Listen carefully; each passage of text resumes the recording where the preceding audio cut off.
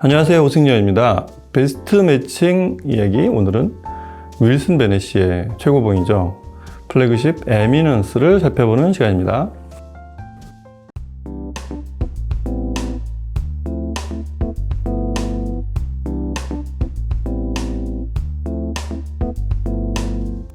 이게 지금 국내에 딱 한 대 있죠. 저 소리샵 메인 시청실에 가서 보시면 사이즈에서 일단 압도되는 분들이 많아요. 그래서 키가 정확히 2m를 살짝 넘는 그런 키에 150kg가 넘는 걸로 알고 있는데, 키도 키지만 아래쪽에 엄청난 파묵칼레 그쪽처럼 이렇게 물결이 내려오는 계단처럼 생긴 아주 조형이 멋있습니다. 그 무게만 한 36kg인가 하는 그런 거에 좀 압도가 돼서 딱 봐도 이건 비싸 보인다. 좀 이렇게 해서 좀 심리적으로 선을 긋는 분들이 많은 대표적인 스피커인데, 실제로 음악을 흘려보면 종종 얘기하지만 제가 살짝 가까워집니다. 가격이 얼마라고 다시 물어보고, 실제 살 수 있는 가격이 얼마고, 내가 이거를 들여올 수 있는 다른 걸 팔고 내 돈을 합쳐서 이런 걸 계산하고 계시는 분들이 많을 정도로 이 제품의 소리를 제대로 들려주는 순간부터는 그 위용과 이런 크기와 중량 이런 게 나를 압도하는 게 아니라 상당히 친근하게 느껴지는 그런 순간이 음악이 나오고 나서부터입니다. 윌슨 베넷시 얘기는 참 자주 했었죠. 89년부터 회사가 생겨서 첫 제품을 91년에 만들어냈죠. 턴테이블부터 시작을 했어요. 근데 그때부터 이 탄소 나노튜브, 탄소, 카본 섬유 이런 걸 소재로 하는 니치를 파고 들어간 그런 대표적인 브랜드였어요. 아시겠지만 그 크레이그 밀리스 또 크리스티나 밀리스 이 부부가 시작을 하고 둘이서 공동 경영을 해요. 사실 남편은 디자인과 대외적인 일들, 그 다음에 실질적인 그 모든 경영과 이 안에 내부적인 파이낸싱이나 이런 걸 하는 거는 부인인 크리스티나가 하고, 최근에 이거를 이제 아들인 루크 밀레스까지 2세 경영으로 이제 자리를 굳힌 그런 회사입니다. 이 회사의 그래서 특징은 크게 보면 이게 이제 에미넌스의 어떤 특징과도 상통하는데, 소재 첫 번째. 그 초유의 소재들을 사용한 그런 스피커들, 카본이라든가 글라스, 그 다음에 바디를 모노콕 바디를 만드는 거 이런 것들, 그 다음에 그 구조적으로 그렇게 만든 스피커들이 있었을까 싶은 굉장히 그 샌드위치 패널을 굉장히 부위별로 다양하게 쓰고, 그 다음에 체인버를 유닛별로 분리한다던가 합친다던가, 그 다음에 스피커를 아이소바릭으로 그 클램쉘이라고 하죠. 상하를 서로 이제 상하 혹은 전후간 이렇게 맞보게 만든, 맞붙여서 만든 그런 독특한 디자인의 유닛들, 이런 구조들이 아마 그것도 역시 또 초유의 디자인이었고요. 그 다음에 이제 카본을 쓰는 이유 중에 하나가 이제 나중에 그게 확장이 되고 이제 발전이 됐는데, 환경까지 생각하는 그런 스피커, 아마 초유의 그런 회사가 되었다는 것도 윌슨 베넷의 특징입니다. 기본적으로 초기부터 그 발상을 되게 획기적이었기도 하지만 영국 정부의 지원을 받아서 영국에 있는 모든 산업을 국가에서 지원을 해서 세계로 진출시키기 위한 그런 포맷으로 시작을 했어요. 그래서 탄소 나노 튜브에 관련된 기술, 그 다음에 진동을 제어하는 기술, 이런 것들이 영국을 대표하는 롤스로이스나 셰필드 대학교 그런 연구진, 이런 R&D들이 영국 정부를 통해 전폭적인 지원을 하고, 전체 회사 예산의 한 50%를 여전히 영국 정부에서 지원하고 있는 아주 모범적인 그런 경영을 하고 있는 회사입니다. 전체가 다 자기 자산이 돼서 그렇게 하는데 생기는 또 장점도 뚜렷하지만, 그런 회사가 오래가기 어렵다는 그런 단점도 있잖아요. 근데 윌슨 베넷시 같은 경우는 그런 거를 초기부터 설정을 롱런을 위한 구도를 잘 잡았다고 생각이 됩니다. 에미넌스의 어떤 시작은 98년에 만든 비숍이라는 스피커가 있었어요. 그 당시만 해도 그렇게 대규모로 만든 스피커도 몇 없었죠. 무엇보다 특이했던 거는 스피커 유닛이 앞에서 봤는데 유닛이 밖으로 노출되어 있다는 거. 그 다음에 밖을 향하고 있는 게 아니라 시청자의 반대쪽을 향해서 울리게 만들었다는 게, 그게 참 신기했어요. 이게 저음을 이렇게 해서 소리가 날까? 이런 것들. 그리고 실제로는 안쪽에 그때 클램쉘이 이제 시작이 되는데, 똑같은 구경에 똑같은 유닛이 마주보게 돼 있는 아이소바릭 구조를 하고 있었다는 것도 의외로 많은 분들이 몰랐던 상황들이죠. 98년에 만든 비숍을 원형으로 해서 2012년이 되면 카디널이라는 스피커를 만들죠.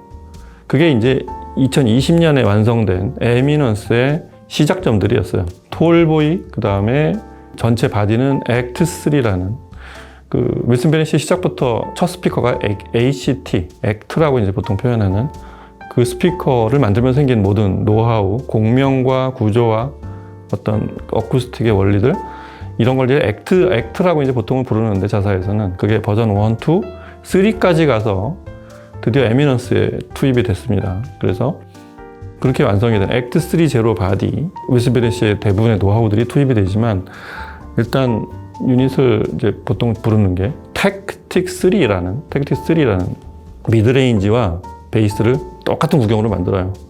그리고 서로 대역이 당연히 다르게 설정이 되어 있고 미드레인지만은 크로스오버를 두지 않고 바로 앰프에서 구동을 하게. 그래서 사실은 트위터와 베이스 유닛만 서로 크로스오버를 나누게 되어 있는 이런 구조로 되어 있는 독특한 크로스오버 네트워크가 설정이 되어 있는 그런 스피커죠. 먼저 참 에미넌스의 구조 전체를 좀 설명해 드리자면 트위터가 하나 있어요. 피보나치 트위터라고 이제 부르는 세미스피어 트위터의 이제 다음 버전이죠. 그리고 바로 아래 7인치 미드레인지가 있고 그 트위터 미드레인지를 중심으로 위쪽에 2개의 우퍼, 아래쪽에 2개의 우퍼가 있어요. 대역은 같아요. 위를 어퍼 베이스, 아래쪽을 로어 베이스라고 불러요.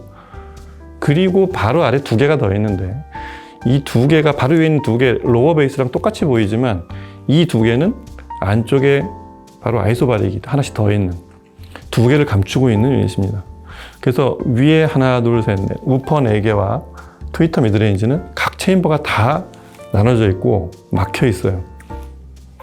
안에도 구조도 좀 복잡합니다만 그렇게 되어 있는데 아래쪽 2개 지금 아이소바리로 되어 있는 2개의 유닛만은 아래쪽으로 다운 파이링을 하는 포트가 있는 그런 구조를 하고 있습니다.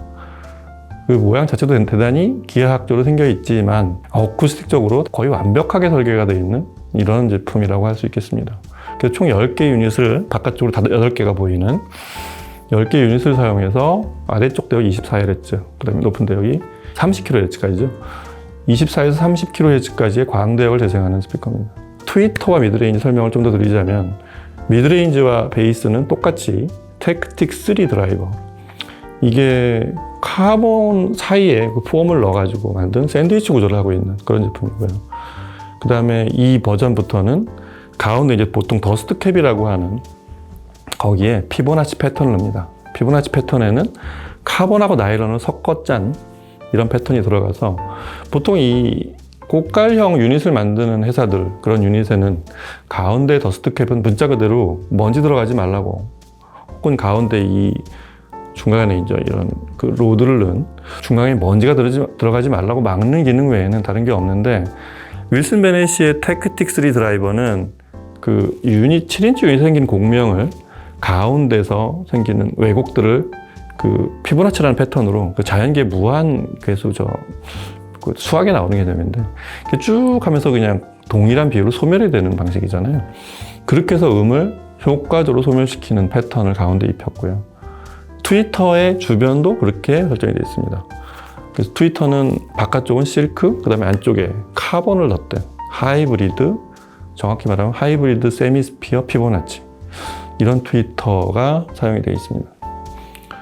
자, 이런 에미넌스를 구사하려면 이게 쉽지가 않죠. 보통 윌슨 베넷이 스피커를 평할 때 공간에서 존재감이 없게 하는 제작자들이 그렇게 설계를 했고 그렇게 소리가 나와야 되는데 이 큰 스피커를 저음도 나오면서 보통 이렇게 사라지는 스피커들을 보면 저음에 힘이 좀 없는 경우가 많아요.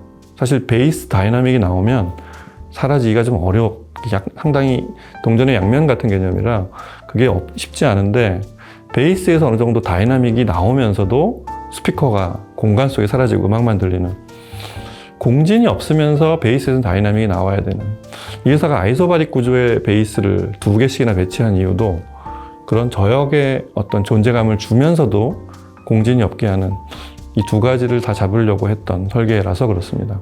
윌슨 베넷이 스피커들은 공통적으로 이렇게 힘을 주거나 오히려 힘을 안 주는 저출력 앰프, 양쪽이 다 맞지 않습니다. 적당한 댐핑이 오히려 베이스를 정확하게 동작시킬 수 있는 댐핑이 있는 앰프들이 베이스도 더 잘 나오게 만들고 스피커가 진짜 원래 의도대로 싹 사라지는 2m 장대가 사라지는 그런 순간들이 나올 수 있는 그런 앰프가 필요한데 소리샵 내에 아주 멋진 제대로 된 매칭 스피커가 있어요. 그게 바로 버메스터죠.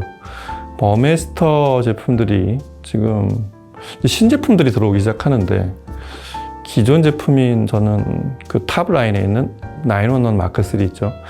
이 제품을 모노블록으로 쓰면 에미넌스와 가격 배분도 적당히 맞기도 하고 뭐 그래봐야 에미넌스에 비하면 가격 비율은 굉장히 낮습니다만 어쩌면 더 비싼 앰프를 써야 될지도 모르겠는데 그 매칭의 컨셉이나 에미넌스를 드라이브를 원래 컨셉대로 한다는 측면에서는 911 마크 3를 모노블록으로 구성하는 거 이상으로 더 좋은 앰프가 아마 없지 않을까 싶어요.